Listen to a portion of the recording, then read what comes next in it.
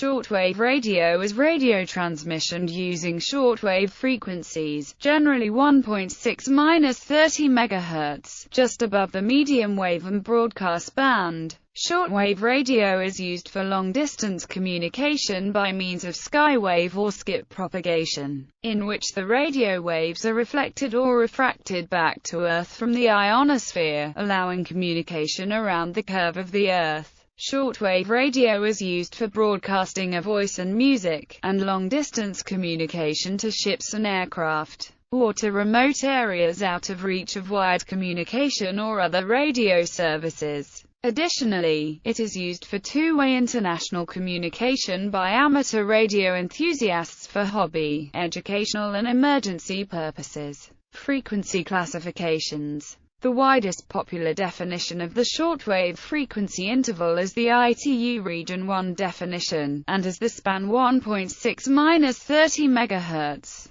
just above the medium wave band, which ends approximately at 1.6 MHz. There are also other definitions of the shortwave frequency interval: 1.71–30 MHz in ITU Region 2, 1.8–30 MHz, 2.3–30 MHz, 2.3–26.1 MHz. In Germany and perhaps Austria, the ITU Region 1 shortwave frequency interval can be subdivided in der Grenzwelle 1.605–3.8 MHz in der Kurzwelle 3.8–30 MHz, Grenzwelle 1.605–4 MHz and Kurzwelle 4–30 MHz. In Germany, these shortwave frequency intervals has also been seen used 3–30 MHz, e.g., some accept that high frequency is the same as shortwave. In reality, the definition of the shortwave frequency band is a mess, and therefore the shortwave frequencies could not be exactly equal high frequencies.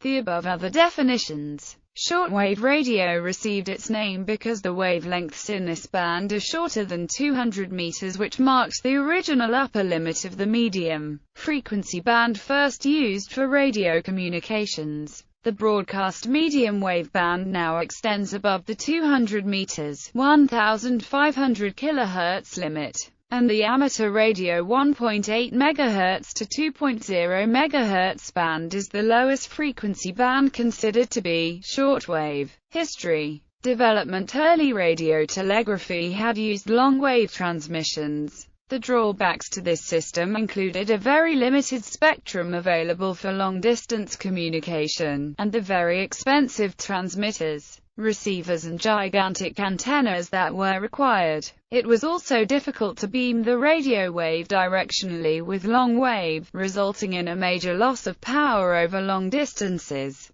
Prior to the 1920s, the shortwave frequencies above 2 MHz were regarded as useless for long-distance communication and were designated in many countries for amateur use. Guglielmo Marconi, pioneer of radio, commissioned his assistant Charles Samuel Franklin to carry out a large-scale study into the transmission characteristics of short-wavelength waves, and to determine their suitability for long-distance transmissions. Franklin rigged up a large antenna at Poldhu Wireless Station, Cornwall, running on 25 kilowatts of power. In June and July 1923, wireless transmissions were completed during nights on 97 meters from Poldhu to Marconi's yacht Elettra in the Cape Verde Islands. In September 1924, Marconi transmitted daytime and nighttime on 32 meters from Poldhu to his yacht in Beirut. Franklin went on to refine the directional transmission by inventing the curtain array aerial system. In July 1924, Marconi entered into contracts with the British General Post Office to install high-speed shortwave telegraphy circuits from London to Australia, India, South Africa and Canada as the main element of the Imperial Wireless chain. The UK to Canada shortwave beam wireless service went into commercial operation on 25 October 1926. Beam wireless services from the UK to Australia, South Africa and India went into service in 1927. Shortwave communications began to grow rapidly in the 1920s, similar to the Internet in the late 20th century.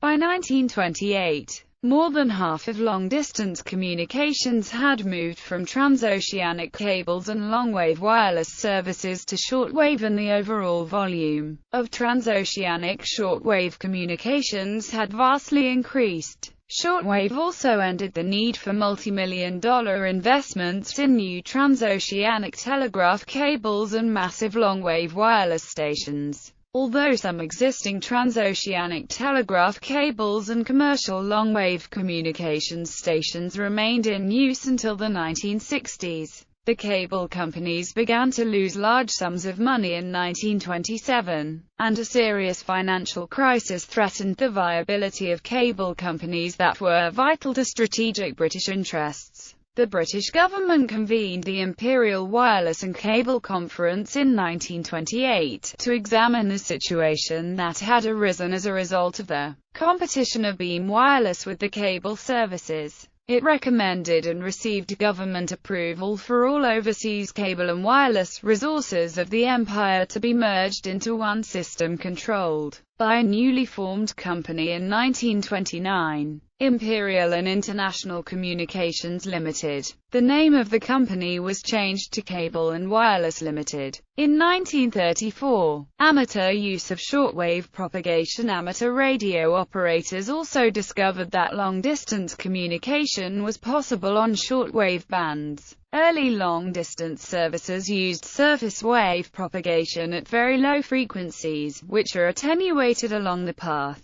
Longer distances and higher frequencies using this method meant more signal attenuation. Radio amateurs may have conducted the first successful transatlantic tests in December 1921, operating in the 200-meter medium wave band, the shortest wavelength then available to amateurs. In 1922, hundreds of North American amateurs were heard in Europe at 200 meters, and at least 20 North American amateurs heard amateur signals from Europe. The first two-way communications between North American and Hawaiian amateurs began in 1922 at 200 meters. Although operation on wavelengths shorter than 200 meters was technically illegal, amateurs began to experiment with those wavelengths using newly available vacuum tubes shortly after World War I. Extreme interference at the upper edge of the 150 to 200 meter band, the official wavelengths allocated to amateurs by the Second National Radio Conference in 1923, forced amateurs to shift to shorter and shorter wavelengths. However, amateurs were limited by regulation to wavelengths longer than 150 meters.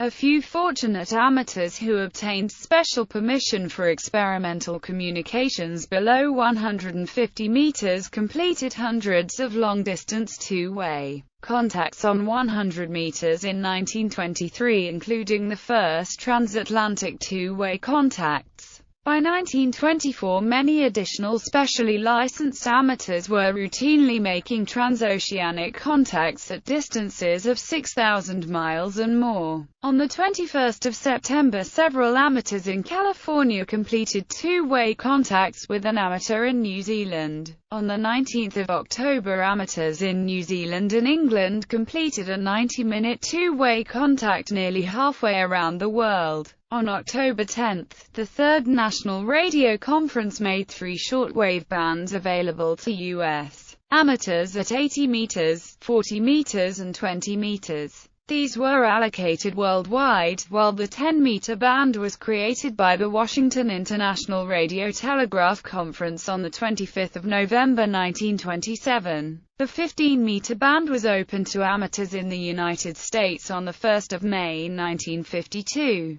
Propagation characteristics. Shortwave radio frequency energy is capable of reaching any location on the Earth, as it is influenced by ionospheric reflection back to the Earth by the ionosphere. A typical phenomenon of shortwave propagation is the occurrence of a skip zone where reception fails. With a fixed working frequency, large changes in ionospheric conditions may create skip zones at night. As a result of the multi-layer structure of the ionosphere, propagation often simultaneously occurs on different paths, scattered by the E or F region and with different numbers of hops, a phenomenon that may be disturbed for certain techniques, particularly for lower frequencies of the shortwave band. Absorption of radio frequency energy in the lowest ionospheric layer, the D layer, may impose a serious limit. This is due to collisions of electrons with neutral molecules, absorbing some of a radio frequency's energy and converting it to heat. Predictions of skywave propagation depend on the distance from the transmitter to the target receiver, time of day. During the day, frequencies higher than approximately 12 MHz can travel longer distances than lower ones. At night, this property is reversed. With lower frequencies, the dependence on the time of the day is mainly due to the lowest ionospheric layer, the D layer, forming only during the day when photons from the sun break up atoms into ions and free electrons. Season. During the winter months of the northern or southern hemispheres, the AM/MW broadcast band tends to be more favorable because of longer hours of darkness. Solar flares produce a large increase in D-region ionization so high, sometimes for periods of several minutes. All skywave propagation is non-existent. Types of modulation. Several different types of modulation are used to impress information on a shortwave transmission. Amplitude modulation is the simplest type and the most commonly used for shortwave broadcasting. The instantaneous amplitude of the carrier is controlled by the amplitude of the signal. At the receiver, a simple detector recovers the desired modulation signal from the carrier. Single sideband transmission is a form of amplitude modulation but in effect filters the result of modulation. An amplitude-modulated signal has frequency components both above and below the carrier frequency. If one set of these components is eliminated as well as the residual carrier, only the remaining set is transmitted. This saves power in the transmission, as roughly 2/3 of the energy sent by an AM signal is unnecessary to recover the information contained on it. It also saves bandwidth, allowing about 1/2 the carrier frequency spacing to be used. The drawback is that the receiver is more complicated, since it must recreate the carrier to recover the signal. Small errors in the detector process can greatly affect the pitch of the received signal, so single sideband is not usual for music or general broadcast. Single sideband is used for long-range voice communications by ships and aircraft, citizens band, and amateur radio operators. LSB is generally used below 9 MHz and USB above 9 MHz. Vestigial sideband transmits the carrier in one complete sideband, but filters out the redundant sideband. It is a compromise between AM and SSB, allowing simple receivers to be used but requiring almost as much transmitter power as AM. One advantage is that only half the bandwidth of an AM signal is used. It can be heard in the transmission of certain radio time signal stations. Continuous wave is on and off keying of a carrier, used only for Morse code communications. Narrowband frequency modulation is mainly used in the higher HF frequencies. Because of the larger bandwidth required, NBFM is much more commonly used for VHF communication. Regulations limit the bandwidth of a signal transmitted in the HF bands, and the advantages of frequency modulation are greatest if the FM signal is allowed to have a wider bandwidth. NBFM is limited to short-range SW transmissions due to the multiphasic distortions created by the ionosphere. Digital radio mondial is a digital modulation for use on bands below 30 MHz.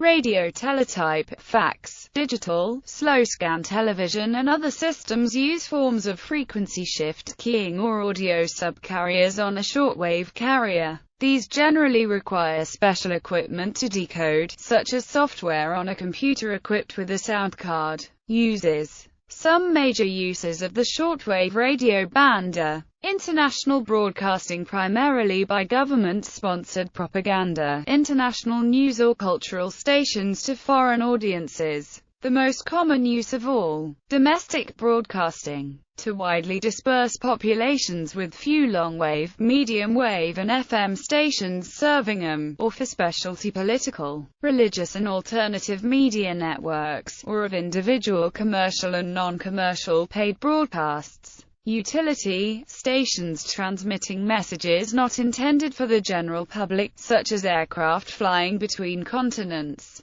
encrypted diplomatic messages, weather reporting, or ships at sea. Clandestine stations. These are stations that broadcast on behalf of various political movements, including rebel or insurrectionist forces, and are normally unauthorized by the government in charge of the country in question. Clandestine broadcasts may emanate from transmitters located in rebel-controlled territory or from outside the country entirely, using another country's transmission facilities. Clandestine stations were used during World War II to transmit news from the Allied point of view into Axis-controlled areas. Although the Nazis confiscated many radios and executed their owners, many people continued to listen. Numbers stations. These stations regularly appear and disappear all over the shortwave radio band but are unlicensed and untraceable. It is believed that numbers stations are operated by government agencies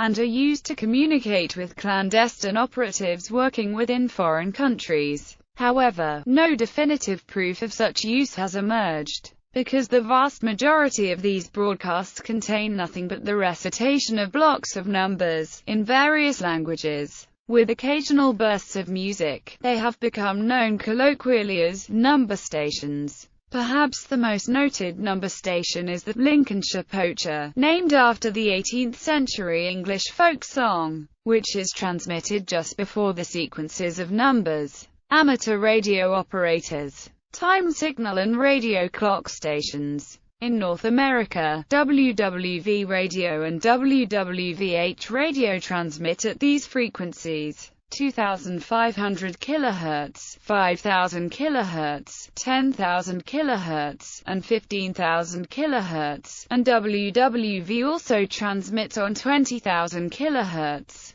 The Chew radio station in Canada transmits on the following frequencies: 3,330 kHz, 7,850 kHz, and 14,670 kHz. Other similar radio clock stations transmit on various shortwave and longwave frequencies around the world. The shortwave transmissions are primarily intended for human reception, while the longwave stations are generally used for automatic synchronization of watches and clocks. Over-the-horizon radar. From 1976 to 1989, the Soviet Union's Russian Woodpecker over-the-horizon radar system blotted out numerous shortwave broadcasts daily. The term deasing, in the context of listening to radio signals of any user of the shortwave band, is the activity of monitoring distant stations. In the context of amateur radio operators, the term deasing refers to the two-way communications with a distant station, using shortwave radio frequencies. The Asia-Pacific telecommunity estimates that there are approximately 600 million shortwave broadcast radio receivers in use in 2002. WWCR claims that there are 1.5 billion shortwave receivers worldwide.